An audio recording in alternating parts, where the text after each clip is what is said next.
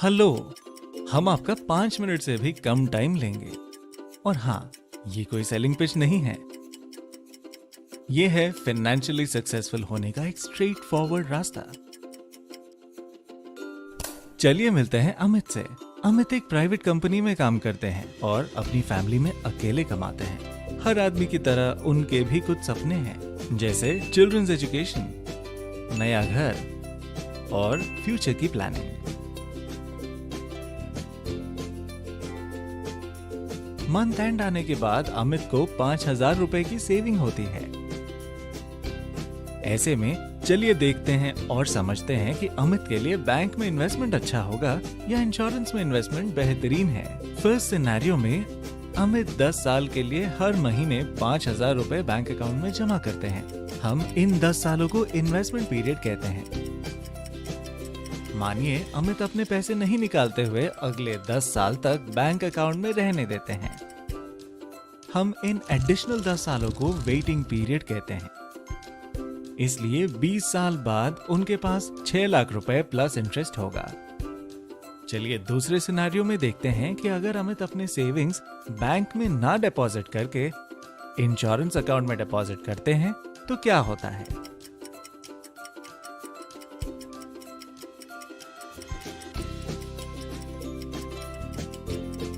यहाँ भी अमित को 20 साल बाद सेम 6 लाख रुपए प्लस इंटरेस्ट मिलता है। अब चलिए देखते हैं कि इंश्योरेंस सेविंग्स प्लान में इन्वेस्टमेंट करने पर अमित को क्या एडिशनल फायदे मिलेंगे। इन 20 सालों के दौरान किसी भी समय अगर अमित को एक गंभीर बीमारी हो जाती है और उसकी कमाई बंद हो जाती है तो बैंक अमित की मदद करने के लिए कुछ भी नहीं देगा, बल्कि दूसरी तरफ अमित के परिवार को अपने सेविंग्स से पैसे को इस्तेमाल करने के लिए निकालना पड़ सकता है। अब देखते हैं कि इंश्योरेंस सेविंग्स प्लान से अमित को क्या फायदे होंगे। यदि इन्वेस्टमेंट पीरियड के दौरान किसी भी समय अमित को एक गंभीर बीमारी हो जाती है और अमित पैसे नहीं कमा पा रहे हैं तो इंश्योरेंस कंपनी बचे हुए इन्वेस्टमेंट पीरियड के लिए अमित की ओर से 5,000 रुपए उसके अकाउंट में डिपॉजिट करेगी। आजकल बहुत से युवाओं को डायबिटीज और हार्ट अटैक जैसी बीमारियां होने लगी हैं। अगर अमित को एंजियोप्लास्टी या किडनी ट्रांसप्लांट जैसे किसी बड़े इलाज की जरूरत पड़ती है तो उसके लिए उसे पहले अस्पताल में भर्ती होना पड़ेगा।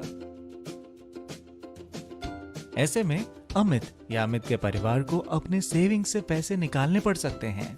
अमित अगर सरकारी अस्पताल में भर्ती होते हैं तो भी उन्हें 3 से 4 लाख रुपए का खर्चा होगा।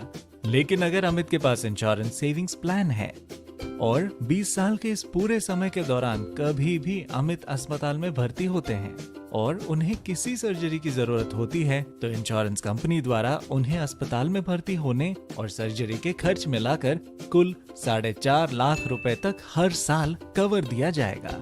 अगर इस दौरान किसी भी समय साधारण स्थिति या दुर्घटना के कारण अमित की मौत होती है तो उसके परिवार वाले केवल उस समय तक के उसके बैंक खाते में जमा किए हुए पैसे को ही निकाल पाएंगे। क्योंकि अमित अपने परिवार में अकेले कमाने वाले थे, इसलिए उनके परिवार वालों को अपनी इच्छाओं से समझौता करना पड़ सकता है। लेकिन अगर अमित के पास इंश्योरेंस सेविंग्स प्लान है तो उनके परिवार को 12 लाख रुपए प्लस इंटरेस्ट नेचुरल कारणों से गुजर जाने पर और 18 लाख रुपए प्लस इंटरेस्ट दुर्घटना से गुजर जाने पर प्राप्त होगा। एक बैंक अकाउंट में इन्वेस्टमेंट करने से अमित को टैक्स में कोई फायदा नहीं देगा, जबकि इंश्योरेंस सेविंग्स प्लान खरीदने के बाद अमित इनकम टैक्स की धारा 80C और धारा 10D के तहत इनकम टैक्स के फायदे का आनंद ले सकते हैं। अब देखिए, जब इनपुट सेम टू सेम है लेकिन बेनिफिट्स इंश्योरेंस इन्वेस्टमेंट में ज्यादा है तो आपके हिसाब से अमित को ये अमाउंट कहाँ इन्वेस्ट करना चाहिए, बैंक में या इंश्योरेंस में? सही जवाब होगा इंश्योरेंस में। क्यों, है ना? इसलिए एक सेविंग्स लाइफ इंश्योरेंस प्लान में इन्वेस्ट करके अमित को और उनके परिवार को बैंक में रेगुलर सेविंग करने की तुलना में कई और फायदे मिले और इस तरह अमित ने न केवल अपने और अपने परिवार का फाइनेंशियल फ्यूचर सिक्योर किया बल्कि लाइफ में सुकून को भी भरपूर जगह दे दी ताकि उनके और उनके परिवार की खुशियों को किसी की नजर ना लगे।